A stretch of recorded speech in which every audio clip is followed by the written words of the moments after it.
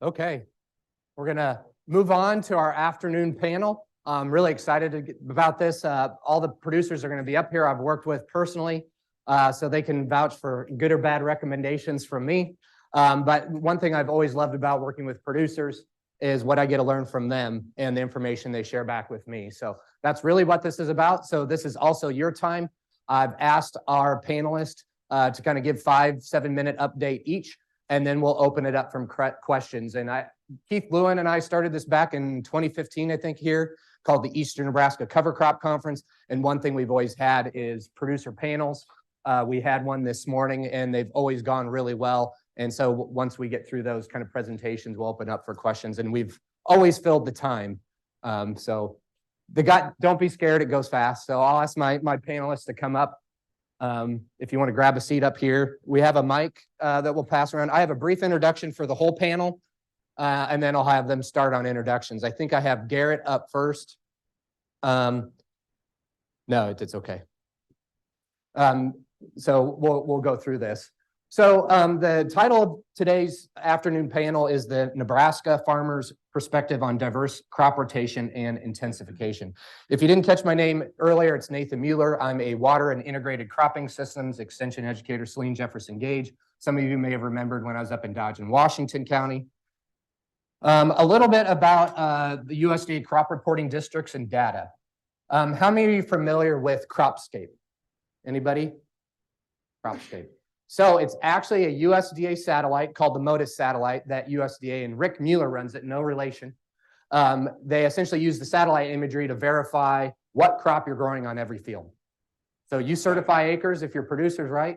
They've then figured out with satellite reflectance a signature to figure out, okay, that's corn is corn based on the imagery. So they can tell us how many acres are planted to which crop. Even though they still ask you to fill out a paper survey, I just filled out my egg census. Anybody get that done last week like we were supposed to? So that's another piece of information. So I just ran down out of curiosity from 2021 what the satellite imagery, they always delay the data probably to not influence the market. So it's always behind, probably on purpose.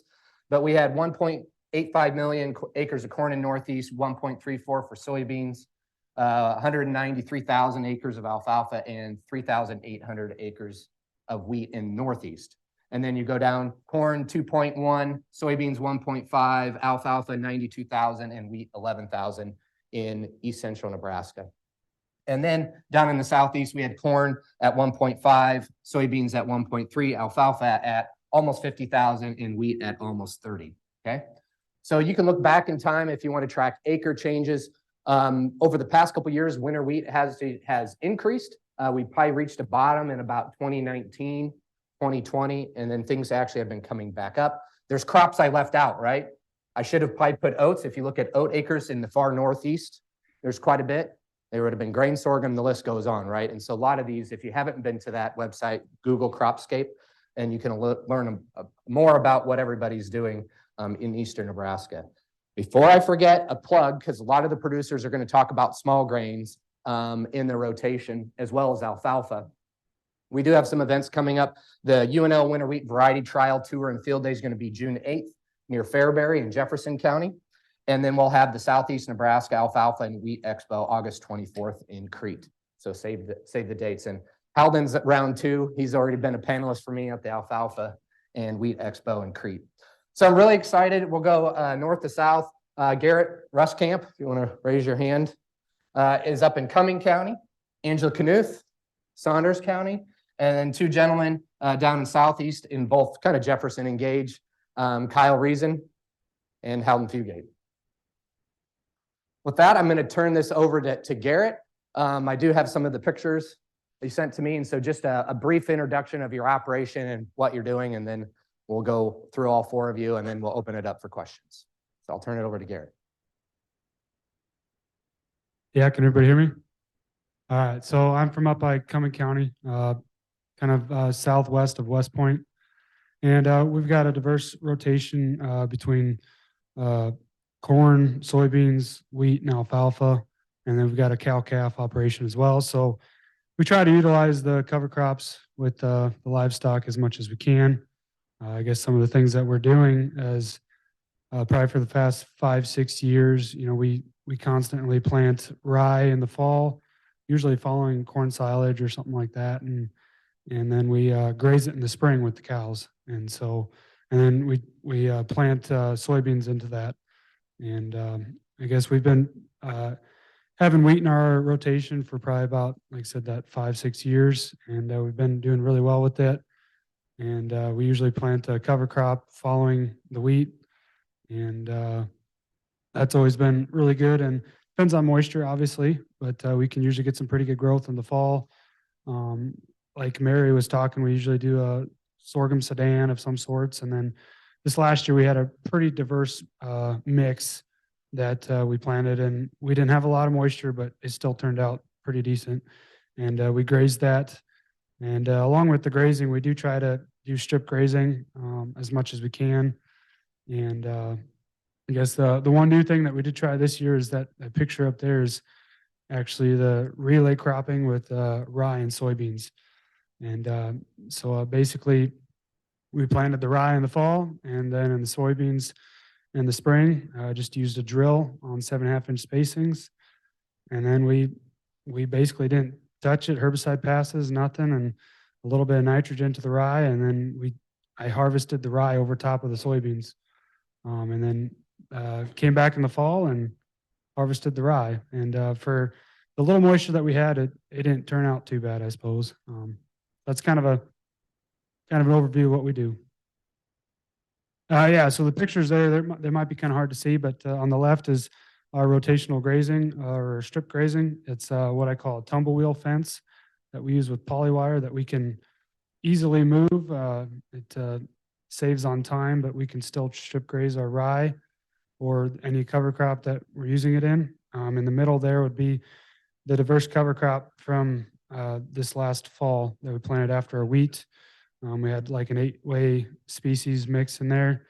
And one of those would be on the right, the purple top turnip. And we had really good growth on some of those, and mostly down in the bottoms where there was still some moisture, but turned out really good. We grazed it most of the fall, and then we're still grazing because we kind of stockpiled some of that, and we still got fall pairs running out there now grazing. So my name is Kyle Reason, farm Gage, Jefferson County, live on the county line. So walk across the road from my house, I'm in Jefferson County, I guess. I grew up on a dairy farm. We milked about 150 cows until 2012.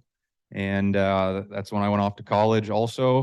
When I came back, I was fortunate enough to get employed by my neighbors who farm 3,000 acres. We started using cover crops on our family farm back in, I think, 2007.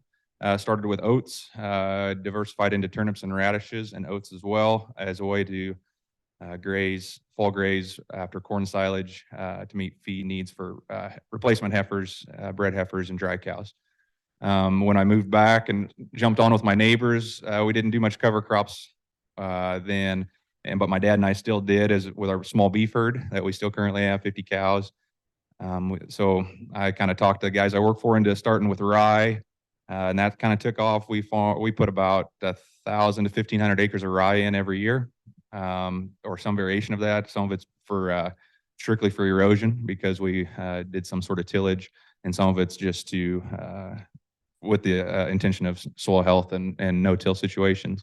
So I have a few pictures up there as well. Some of them are kind of hard to see. I was scrolling through about 5 years worth of pictures on my phone, which I didn't realize I had that many. But here, so on the left, it's hard to see probably on this screen up here, but situations like here, these are a lot of earthworm holes that came up just from some in our rye field that was out there. It was really easy to find and pick out. Okay, thanks. And then the picture on the right is a turnip, I believe. No, radish, I believe. And I was driving through the field in the spring, and that was the decayed skeleton. And so you can see the hole that was around it. Pretty easy place for water to get into and infiltrate. These two pictures, the one on the left was after our winter wheat crop, which we first started growing in 2021, was our first crop. I was anhydrusing that that year in the spring, which is not good for the earthworms, but it was neat to see the root structure associated with this, the cover crops we did. I tried to make an attempt at a test trial and on-farm research. It failed miserably because it didn't rain from July 15th to October 1. But I did oats and turnips and radishes on one part, and I tried to do a legume mix. And then I wanted to try and supplement in some blocks, different varying nitrogen rates to see what the nitrogen credit would come from legumes. When it doesn't rain and it's 100 degrees, nothing grew, but except the river bottom. So that's what we got out of that nice strip of roots. The picture on the right's the same, and I think there's an earthworm in there. It's really hard to see on the picture on the right, but it's the same principle. Another earthworm picture right there. There's the big guy, and he crawls up through there. I don't know why I'm interested in earthworms, but I think that's a feel-good thing when you're doing cover crops. And more earthworm castings and holes here in various years. That's just a picture of how mellow the soil was when I was in hydrosing. That was probably an eye-opening experience. Most of the time it's pretty hard, it feels like, especially for as dry as that fall was. I blasted right through there and got it as deep as I wanted. And you can see the growth. That was a little bit better because it was in the creek bottom, but it was just super mellow. Really was a eye-opening thing to see there. So this is one of my favorite pictures, the two comparisons. Our farm that I live on and grew up on has been in our family for a while. Really hilly. Halden's been across it to try and hay, and he knows how rough it is. Tough deal. And so I put in some drain tiles where I was having some really bad ditches. And so the picture on the left is just what the cover crop looked like, just kind of a fancy picture. Made me feel good. But the picture on the right here was from this spring. As in our area, we didn't get any rain from maybe or any moisture from maybe February or March until April 30th. And that's when we got 3 inches of rain very quickly, stopped planting for about 10 days. And then the following, that was on April 30th, May 3rd, we had another ½ inch of rain. And this is coming out of the water coming out of my tile line where I had cover crops, crystal clear water. I thought that was a pretty neat picture to see. There wasn't hardly an ounce of runoff coming off that field after 3.5 inches of rain. So this is a picture fertilizing our wheat, our first year doing wheat. That was just a picture to kind of illustrate we didn't have any moisture, or after we planted that winter wheat, we had about a 60-mile-an-hour windstorm on October 10th or 12th or something. And so it blew wheat seeds and soybean residue all over the place. And we were very, very close to terminating our wheat. But Nathan kind of talked us out of it, and we decided, well, we're not going to learn anything if we don't see what happens. So we fertilized it, and that was just to illustrate how spotty some of the stand was from, you can see kind of a line right in through there and up in some of those corners. Very, very patchy. It looked worse than what the picture shows. And then the picture on the right is just a view of maybe probably middle of June in that same wheat field. It really come around, and thanks to Nathan's help a lot, and Mark Noble, who we bought our seed from, tremendous resources for a successful wheat crop. Like I said, we have a small cow herd, so this is a feel good picture, a couple of them, but we also integrate livestock to an extent. We graze our rye in the fall, and because we have the livestock, we do it a twofold. So we plant rye to graze in the fall as much as we can, and then come spring, we swath it, chop it for hay. Makes tremendous feed, in our opinion, for our mama cows and the few other custom feeding customers that we have. For that, just a couple pictures of anhydrous, some feel good pictures, but that's what the oats and turnips and radishes looked in the bottom on the left. And they looked in the creek bottom, but up on the hillsides, there was next to nothing. And the other part for the guys that I work with, we do a lot of rye and plant soybeans right into it and spray the cover crop the day of planting. So those obviously both of those pictures are probably our post spray. We also have hogs, so we have a high amount of hog manure.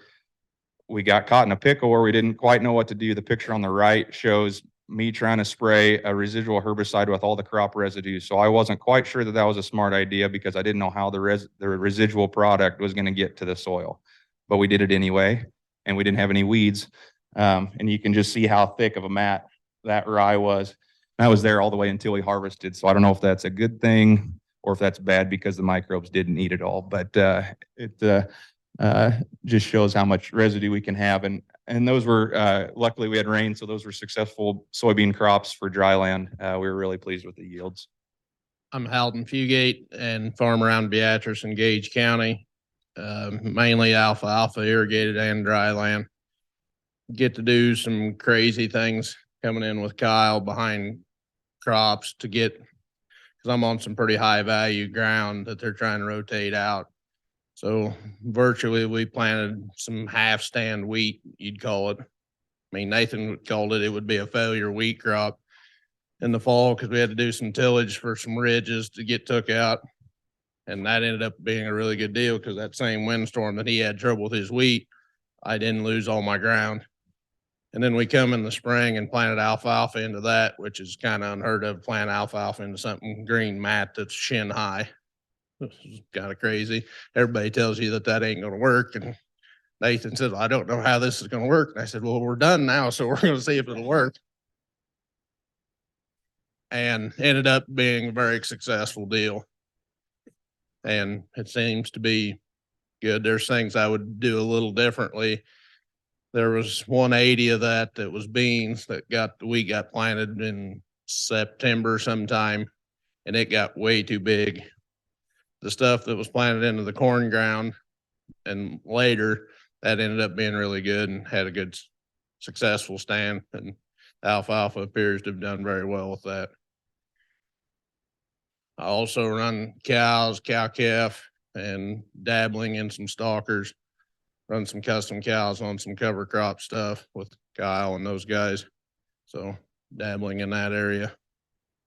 Hello, I'm Angela Knuth, and we farm just a couple miles up the road from here. Our soil health journey probably started in 2005 when we moved from full tillage to strip till in our corn and no till in our beans. We did that till 2019, but we'll get to that.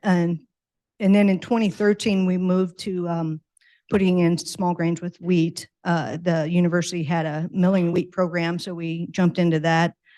And that opened up a real big window, a big opportunity to adventure out with cover crops because, you know, you harvested in July, so you've got that big window. We started out with sorghum Sudan grass, and we grew that and cut it and baled it off. So that whole system was a good income system.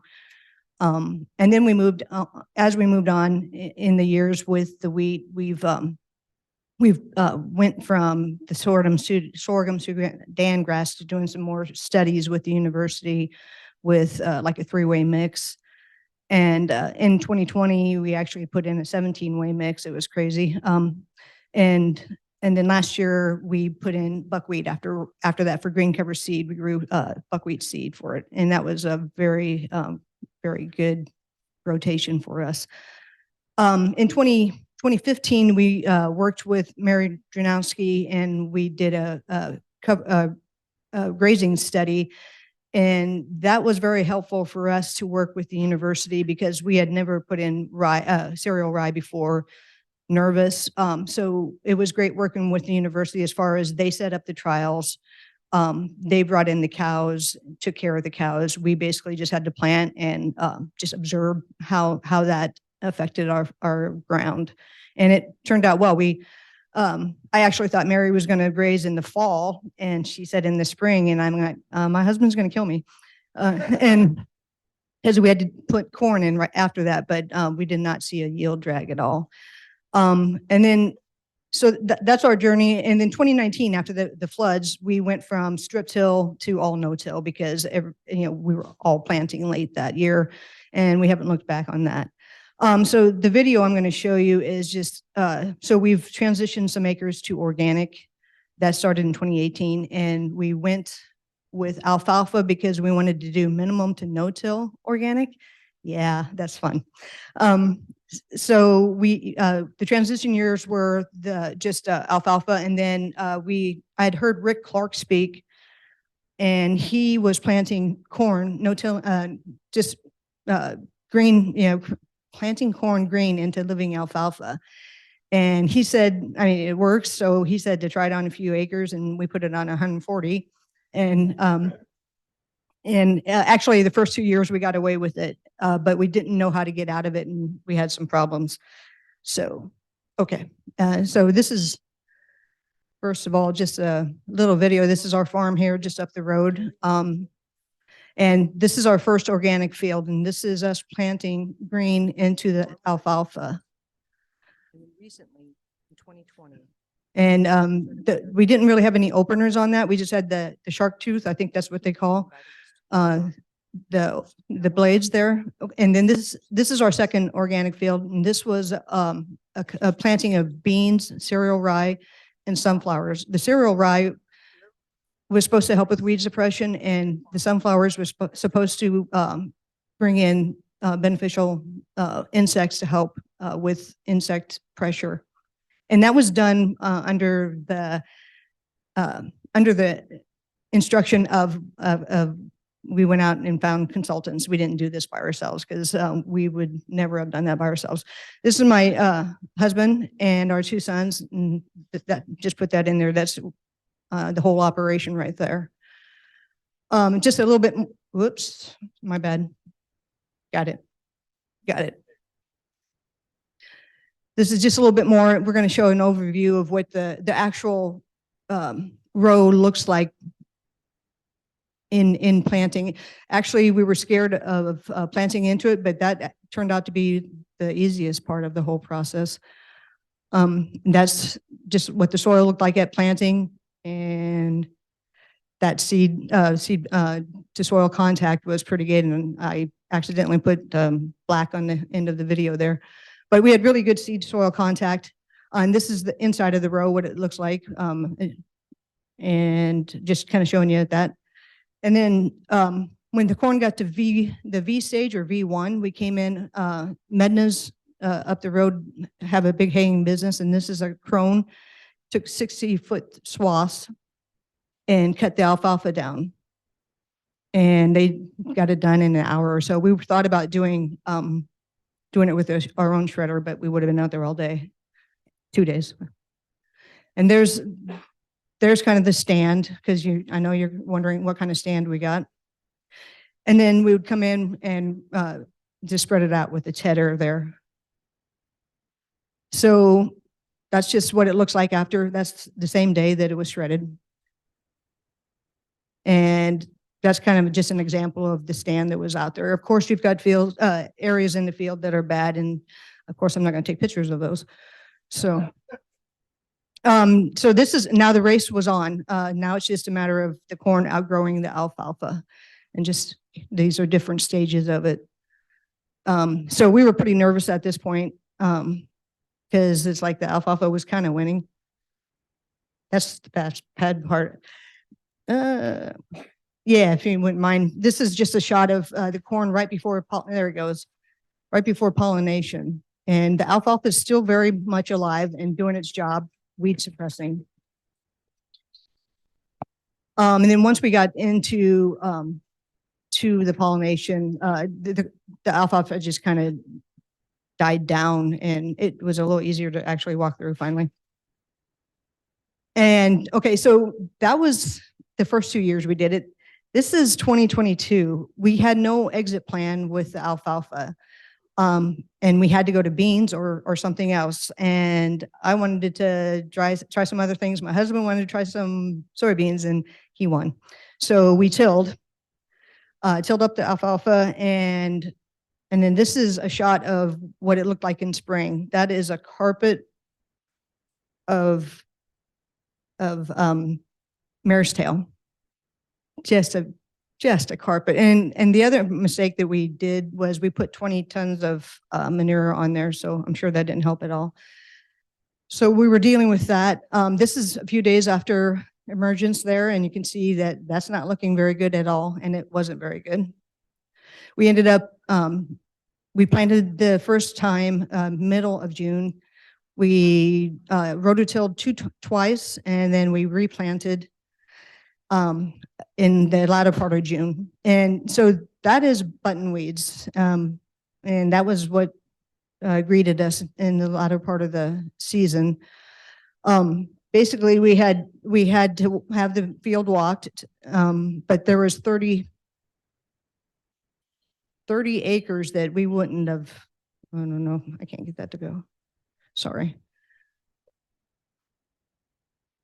There's, yeah, 30 acres that we just lost. I mean, that's sad. So we had, again, the Mednas come in with their mowers just to try to keep the seed amount down and just mow off the tops. And that was not, not fun at all. And of course, you know, you don't farm in a vacuum. So everybody's like, what are you doing? So, and that's just another view of it. So that was 2022 for that one. Now this is the other field that we planted the cereal rye, the sunflower and the beans together. And that was in 2021 and it worked out great for the most part. We did have this walked and we did have Carrie's dad calling him every week to tell us to till it up and start again. But we held on. We actually even had the adjuster come out and take a look at it, but it pulled through. And we found out that the sunflowers don't only attract insects, but people too.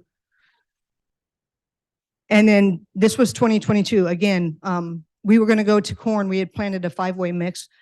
We had too much cereal rye in it. I'm not sure what happened, but again, our consultants going, do not plant corn in there. And so we drilled soybeans into that.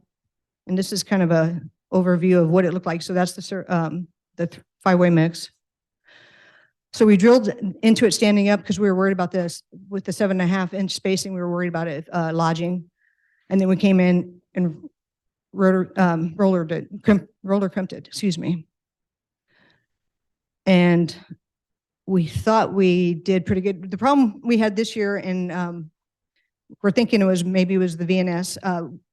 I think cereal rye is supposed to finish pollinating in like 5 to 8 days. It took over 2 weeks. And I think we're thinking it was because of the VNS that there was so much, I mean, it wasn't pollinating all at the same time. So we couldn't roller crimp it. So it got really late. But anyway, this is what the beans looked like. They were at their first trifoliate. And we thought we did a good job, but this is further into the season. There are beans in there. And it just, the foxtail just took over and we lost on that. We had people asking us what we were growing out there. So you got to have exit plans and you got to have a plan. And those are 2 good examples of not having a plan and not having an exit plan. We're not afraid of the alfalfa, but we're talking with the university about the clovers because alfalfa, I would not recommend it in dryland and you can't plant a lot of other species in it. So beans don't work in it, but we're hoping that maybe with the clovers, we could do a perennial and plant in that. We'll go ahead and we'll keep that mic up here. We'll pass that around to you for how we've formatted this before. We'll wait for the microphone. We'll run a microphone around, wait for that microphone, and then state if the question's for one of the person on the panel or if you want all the panelists to answer the question. Is that, everybody understand that, right? So if you have a targeted question, make sure it's a panelist, or if it's for the whole panel, state that. So with that, we'll open it up for questions. This is your time with the panelists. If no one has a question, I'll lead us off too. I have a question in my pocket if we don't get one right away. For those of you doing the relay crop rye, what was your seeding rate on the rye and then also on the soybeans? For the rye, we try not to seed too heavy. I want to say it was around 40 pounds, give or take a little bit, being as it's an old drill. But, you know, for the soybeans, I think we stuck with our standard in about 140, 150,000 plants. And that particular experiment, it was on a small acreage, but we planted the rye with the drill at an angle, and then we planted the soybeans with the drill, planted the soybeans on 15-inch row spacings with our planter that has rolling cutters on the front, and we planted at a separate angle, and we just left it go. On the beans, what you're just talking about when you interseeded into the rye, what planting date roughly did you go into that standing rye and decide to get your beans in? So we planted the beans really early. It was the first field, end of April. And we tried to shoot for a longer maturity bean. So like up in our area, anywhere from a 2.5 to a 3.1 is pretty common. And this was a 3.3. Our thought there is if we can get that maturity a little bit longer, so that way we can get that rye off and a little more sunlight when it needs it, a little later maturing bean. And that was the one thing that we did notice that we struggled with was the sunlight, and being that the rye was basically shading out the soybeans. Those soybeans had a lot of length in between the nodes because they're trying to grow to the sunlight. And so we definitely learned on that this year. And so I'm going to try it next year. I'm going to change how I planted the rye. I planted it basically in twin rows, 7.5-inch spacings on 30-inch centers. And then I'll try to plant the soybeans in between that, so that way they're not competing for the sunlight as much. So. Yes, for Mrs. Newth, what are some advice or tips you would suggest for those thinking about using a roller crimper in the future? Well, we actually just bought the roller crimper last winter, so I'm not sure if I'm qualified to say, but I would say our problem with the roller crimper was the fact that, I really think that it was the VNS and it not maturing fast enough. And then you've got a husband that wants to get in the field. So we didn't wait long enough. So we put covers on 700 acres and tried rolling those. And we just went in there too soon, and it came back up. And so we ended up having to spray anyway. We were trying to get away from the pre-emerge, and we just shot ourselves in the foot. So if you're going to roller crimp, just from 1 year experience, I would say don't skimp on the expense of the cover. If you're doing rye, make sure it's it's not a VNS. That's just our experience. I'm sure there's plenty of guys that would debate that. What about on a maintenance standpoint? Very minimal maintenance? Yeah. Okay. Yeah. Thank you. I was wondering, those sunflowers that were in with the soybeans, how did that work at harvest? What was the outcome of the sunflower? Do they go to seed and intermingle with the soybeans, or how? They did. And I won't say the name of the variety, right? It's Perdaka, or if somebody can help me with that. They're actually supposed to shoot out the back, but I think there's different varieties, and we might have ordered the wrong one. So they were in there with us. It was organic, so they had to clean them anyway. So we did get a dock on that, but it was well worth it. So yeah, you have to be careful about the variety that you do that with. This is for anybody who planted wheat last year, but as dry as it was, I'm just kind of curious for anybody who planted wheat last fall, what kind of stands you got and when you planted it. And if it was too dry and didn't germinate, if it germinates this spring, is there time to vernalize and produce grain yet or not? So you're saying this past fall, this Right. fall of 2022. 2022. Okay.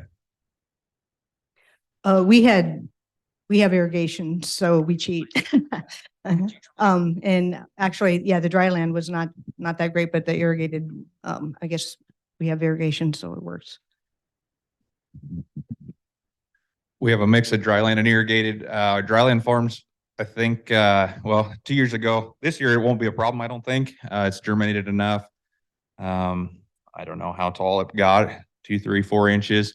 Feels like it'll be enough. And the only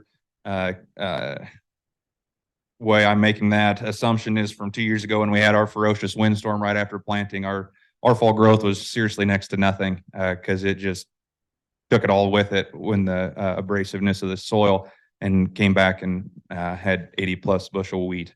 So I don't know anything about wheat. That's Nathan's department, but it worked that first time, and so I think it'll be fine again this time for at least us. So in terms of vernalization, that wheat just needs to absorb water. That seed just needs to absorb water to start that vernalization process. You don't even have to see a coleoptile shoot or anything. So usually you're okay as long as that seed's still semi-firm or you have a little bit of a shoot or coleoptile, that's a good sign. If it's starting to get soft and mushy, then that's what it's a little bit of a concern. So there's some fields I've walked where we'll see. I've dealt with wheat enough in eastern Nebraska. I don't make any judgments yet. Just hold off, and you have time yet most of the time to make that decision later. And I do have a really nice 1/10,000th of an acre grid and interpretation, so you can just plop that down. You don't want to do a tape measure with wheat for stand counts. And if your wheat hasn't come up with, I've had a lot of wheat that doesn't even emerge till spring. My own field, that was the first year, and we had 86 bushel. As long as you're a little bit more aggressive with your nitrogen early on to promote some spring tillering, you can make up for that. And the main thing is that you had a good fall seeding rate. And that's why we always do seeds per acre. You never do pounds, because if you had 28,000 for a corn plant population you wanted and you seeded 20, or you got 20 and you got 40 for an actual stand, you wouldn't be happy, right? And so that's why we got to get the seed size, germ, and purity. And I have a calculator. You can plug that all in. So usually I start guys at 1.2 million seeds per acre at early October. And as we delay planting, we increase that by about 300,000 seeds per acre all the way up to 1.8. And that compensates for the lack of tillering that you're not getting in the fall. So you have more main stem heads. So you make up some of the yield, but you have extra seed costs. And the audible for most guys in eastern Nebraska, they're far enough away from seed that the option is you bought the seed, you thought you were going to get in right after soybeans. It ends up being second half of October. Either go get more seed or plant less acres. Just don't go with your planned seeding rate. So I've made judgments on wheat before. And over the past, I started in Kansas, and I just keep dragging my feet until the very end when you have to make the decision, because it's surprised me quite a bit. Are you finding that your soybean yields are staying the same or going up or down where you're using cover crops? I guess for us, typically in the past when we plant rye in the fall and we plant the soybeans into it, in the past we've been grazing that. And so, we're not planting our soybeans until the end of May because we're grazing as long as we can. And, we're further north. And so it takes us a little bit. It's usually the end of April before we can really get out there and graze that rye. And so we are giving up a little bit of soybean yield. I won't say they're going to beat our traditional soybeans, but for what we're gaining in grazing value, I'd say it's pretty similar. I mean, I think on a traditional year where we get normal rainfall, whatever normal is, we can usually be within less than 5 bushels. So our experience with that kind of twofold. On the one side, we graze our rye early in this fall, like I said, and then we chop it about then mid-May, late May, maybe more Memorial Day weekend, and we still plant beans into that. I think I would say for sure 2, maybe 3 of the 4 years we've done it, we haven't hardly seen a yield drag at all, if any. In fact, but we just we plant obviously different maturity. Later season in our area, we're still going 3, 7, 9, 4.0s occasionally.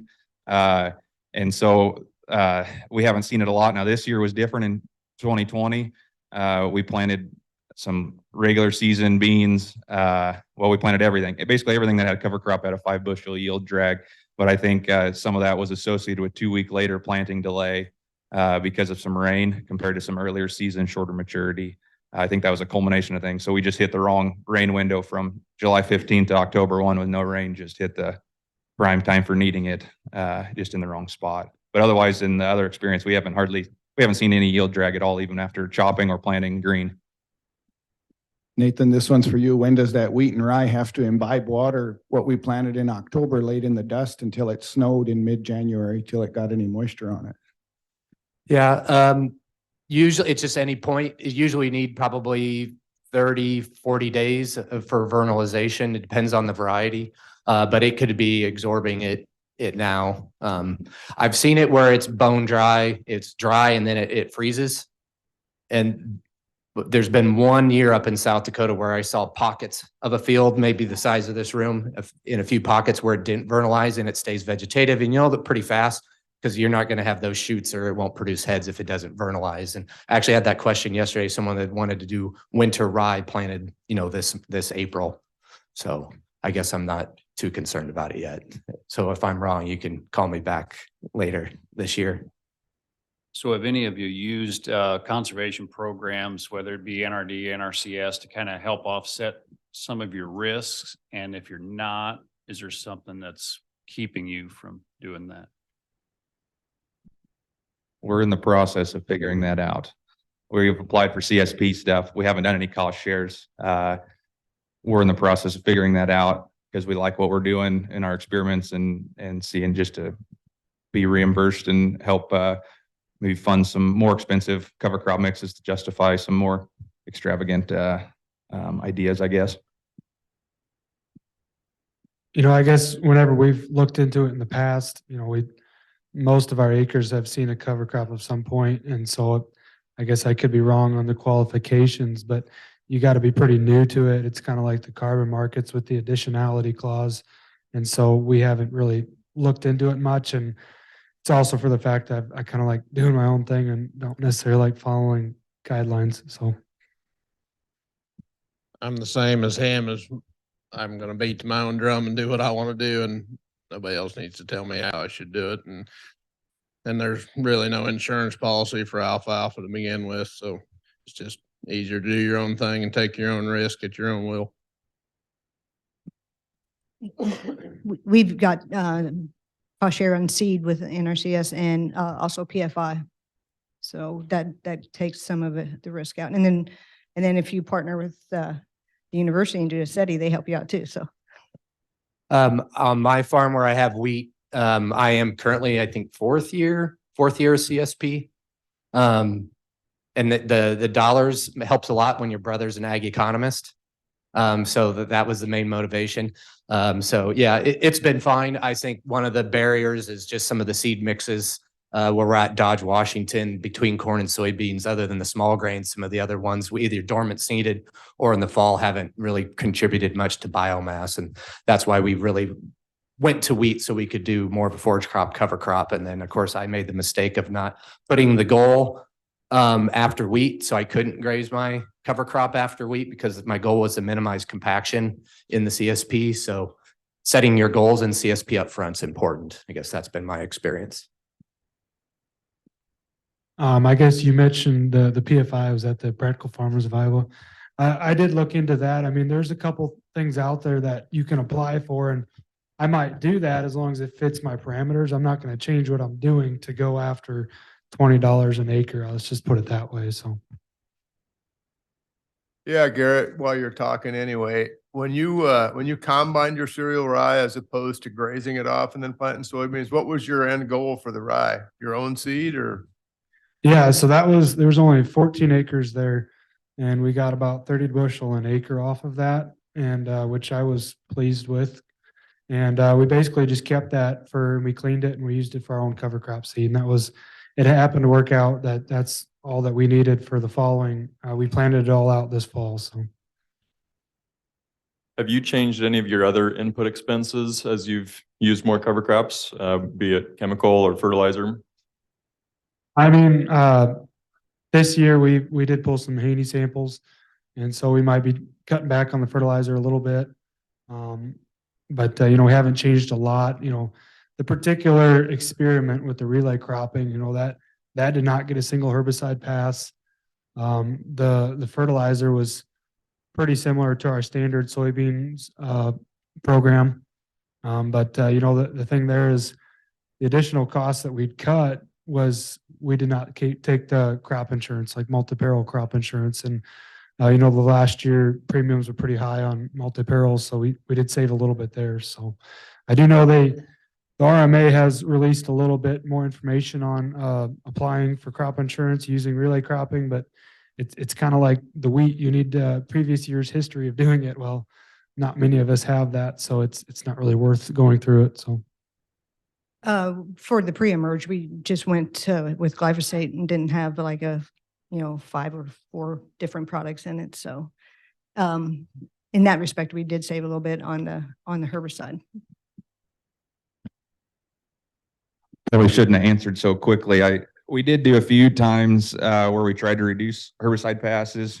So I say we tried, and we ended up going back. The farms where we do a lot of cover crops also happened to get hog manure applied to them out of lagoons. So by the nature of it, weeds that come around the edge of the lagoon somehow get mixed into the lagoon and end up on those fields. One year we tried. So from the guys I work for, I chopped half of an irrigated farm off. And we tried to roller crimp the other side. Poor timing, just kind of did it blindly, and we needed to come back with glyphosate. And since we figured we were making the pass already on probably would have been June 15th-ish, June 10th, we figured we ought to just hit it with Zidua quick too, because we're making the pass. We didn't want to necessarily risk it having Palmer come at that point anyway, so we just made the pass anyway. So we have tried. Some of our management hasn't quite worked into that, but we have tried to make those steps, mostly in the pre-emergence. I don't want to say we're going to increase some of the fertilizer load, because it's kind of opposite of what I just said. But I do know, when it comes to the rye, this year we may try putting a little bit extra fertilizer out there. And sometimes I would like to try the roller crimping, and I think if you had a more even stand of rye, maybe a little extra shot of nitrogen on that rye in the spring might help it be a little more even and maybe actually help you get a better kill. So it's just a thought that I had.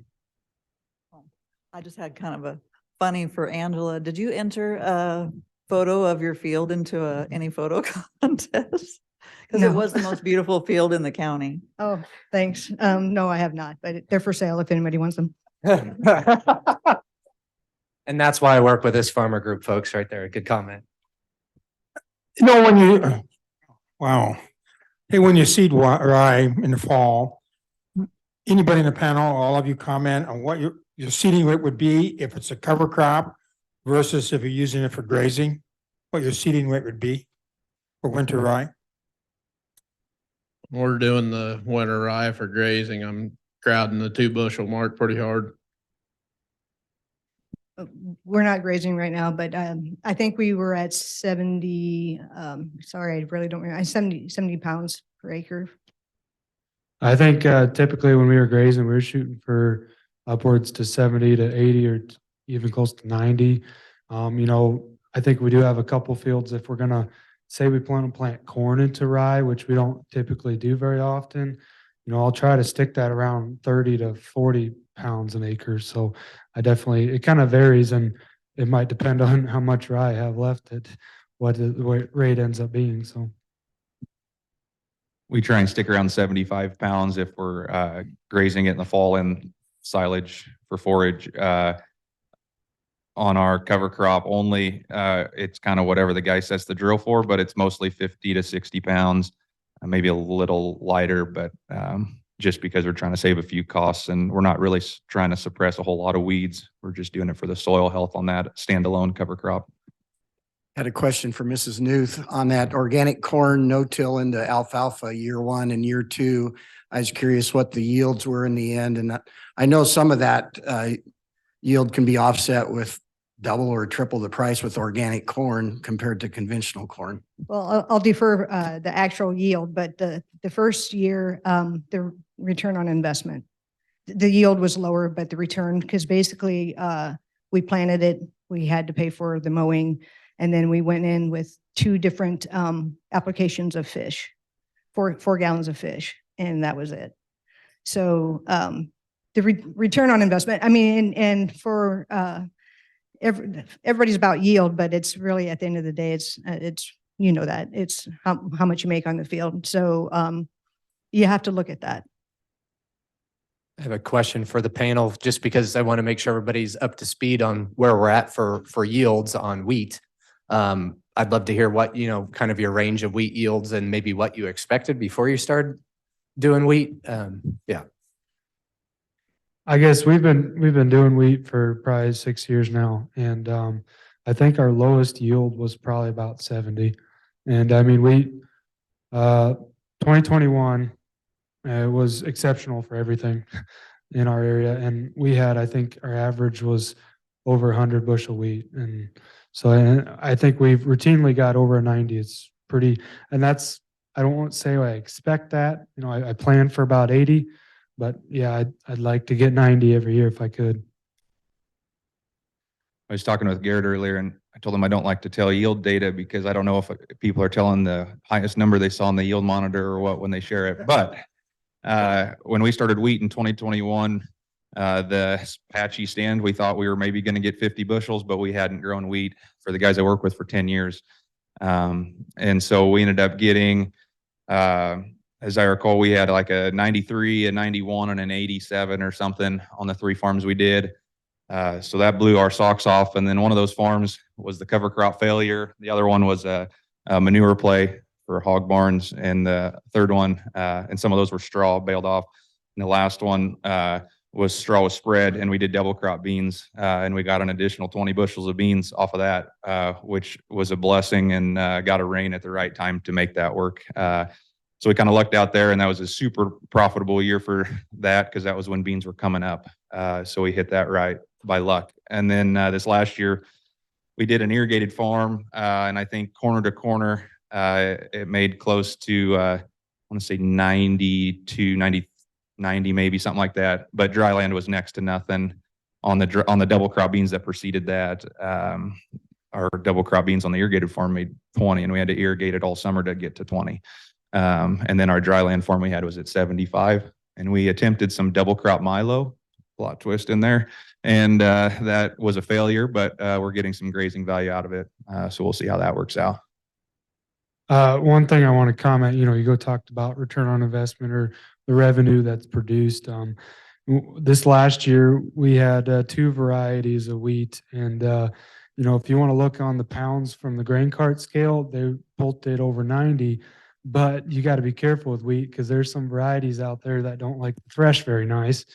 And the grain elevators don't like that. And so I think I figured, you know, when we took the actual revenue on the dock that we took from all that, I mean, it was over $100 an acre difference in revenue that we lost because we took the dock at the elevator. So there's things you got to be careful with that as well. As far as raising wheat goes, do any of the buyers that you guys sell to offer a premium for like a chemical company's quote unquote acre? Like they won't dock you if you use X products, things like that. Have you guys had any experience with that? No. Not that I'm aware of. I mean, Nathan would probably know more than we do, but around here, Schooler Grain and Fremont's basically where everything goes. They got a really good basis bid, and I guess if I'm not aware of anything that they offer, so.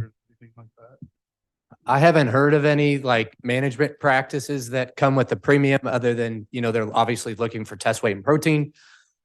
Most people don't know, but the basis at Schooler and Fremont, this isn't a plug for Schooler, it's just a reality, is often 40 cents over Kansas City price. So the only reason I knew that, I grew up in Fremont, never knew that until I worked in South Dakota with wheat and guys said they were hauling it down. So that's something I always share, but even in getting the basis is often zero. So it does pay to see what basis is in Eastern Nebraska. And oftentimes it's a lot better than actually where most wheat's actually grown. So yeah, so that's something that can make a big marketing difference. Schooler does provide a protein premium most years, not every year, because they play that game like everybody else on protein, depending on what's happening down south. If they low yield and high protein, then they don't give as much, or vice versa. But if you have poor quality wheat, I always tell people not to go to Schooler because they dock pretty aggressive because it's food grade use, and they go to somebody in the Southeast US on their 100-car trains. So. Yeah, for us, it's, well, he said South Dakota, and it's well worth our drive. We're 2 hours, right at 2 hours from Fremont. Our basis is almost 60 under for our local co-op. So it's $1 extra just to bring it up here, and we can get 2 loads a day.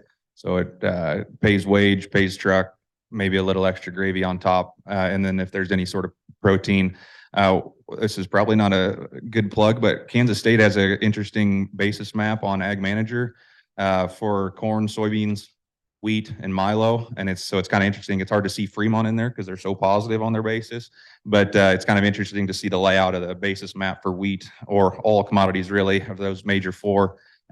You can type in Google search Kansas State basis maps and it'll pop right up. It's kind of a neat map to look at when you're looking for some of those expanded markets that are within trucking range.